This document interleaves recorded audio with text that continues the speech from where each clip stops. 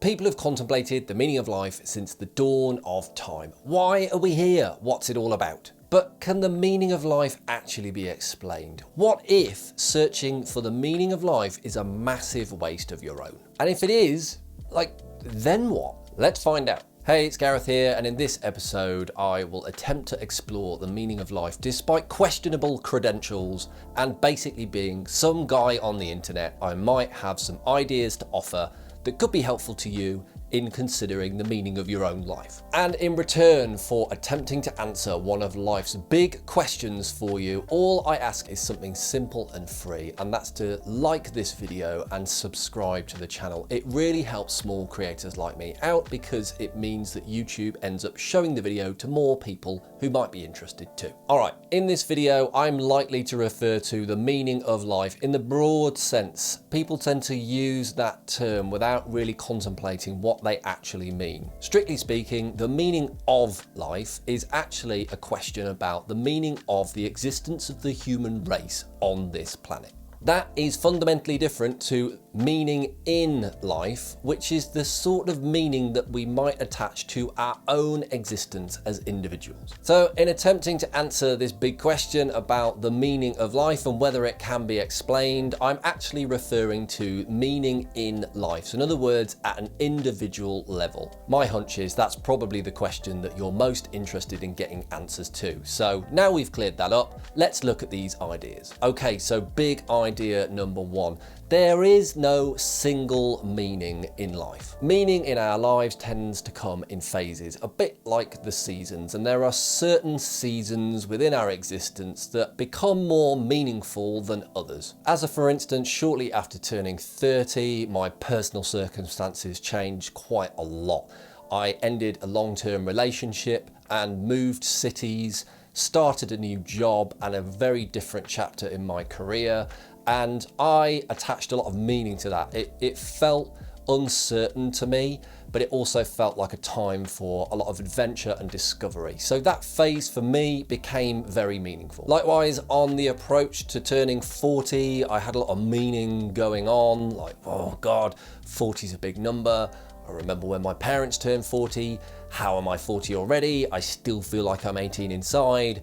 What does this mean? Is this some slow and steady decline into old age? And so on. But actually when I turned 40, it felt quite liberating to me. I made it mean that I had some independence and freedom from maybe some of the hang-ups that I'd had in prior decades. I also made it mean that I felt much more confident about who I was as a person. So we can see that meaning making is a helpful way of processing change in our lives. Sometimes we have a lot of change going on in our lives and meaning making helps us work through that. Other times we have less going on and perhaps there's less meaning that we attach to those periods or phases in our own lives. The bottom line here is if you're looking for a single meaning in life, you'll probably be disappointed because it changes according to the phase of life you're in and the sorts of things that you've got going on at the time. Big idea number two, meaning in life is not the same thing as happiness or virtue. So what do I mean by that? Well, I guess there's this idea, right, that if we discover the meaning of life, somehow we'll be super happy, fulfilled, zen, calm, and finally complete. Or to actually discover that zen-like state, that we have to only pursue things that are virtuous, good, and have some higher purpose or utility.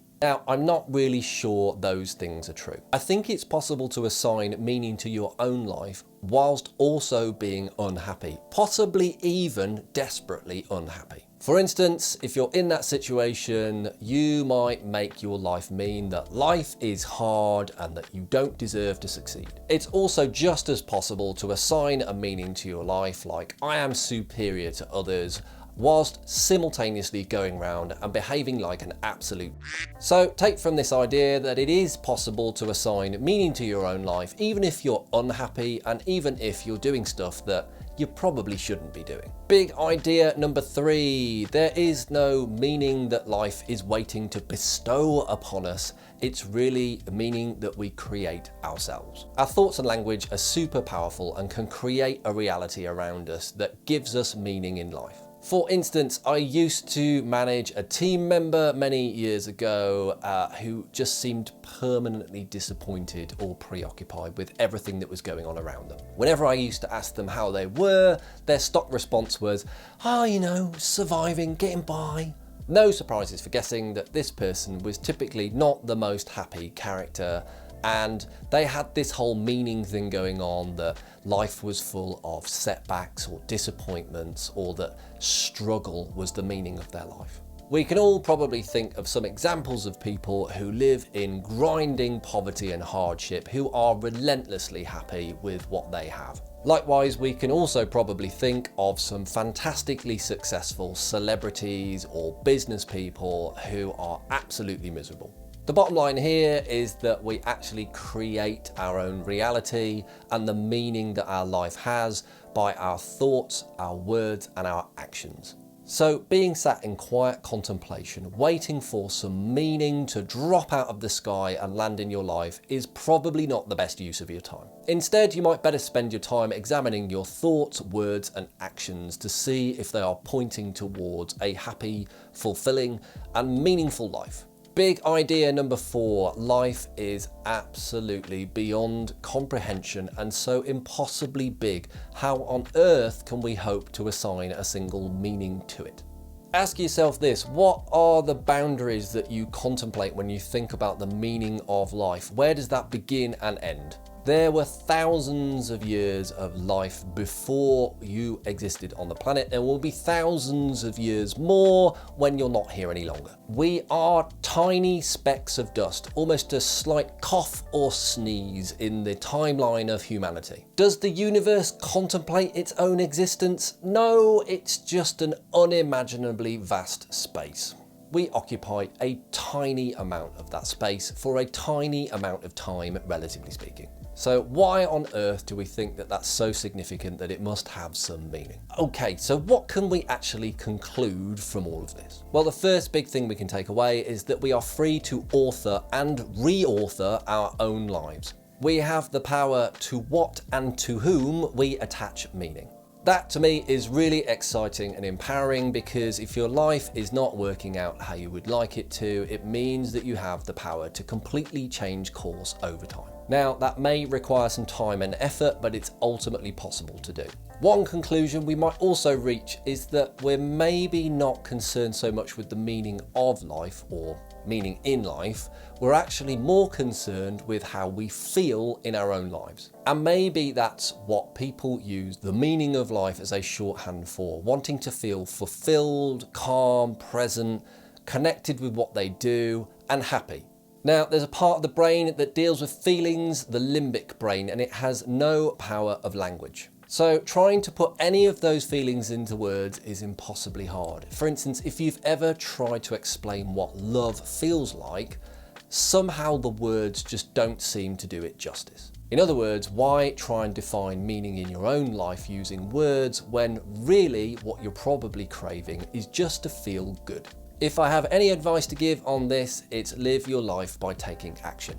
Whatever life ends up meaning to you, that meaning will only reveal itself through taking action. A life spent ruminating and worrying is not a life well spent at all. I spent most of the first 3 decades of my life doing exactly that, and trust me, it was a massive waste of time. So rather than spend too much time contemplating the meaning of your own life, maybe instead do what makes you feel good. Use your moral compass to guide you on the right path, and yeah, don't be a... So there you have it, 4 big ideas about the meaning of life and some unsolicited life advice from some guy on the internet. Why don't you let me know in the comments whether you think I'm right on any of this, or whether you found a more helpful way to consider meaning in your own life. That's it for this episode. Thanks for watching. See you in the next one.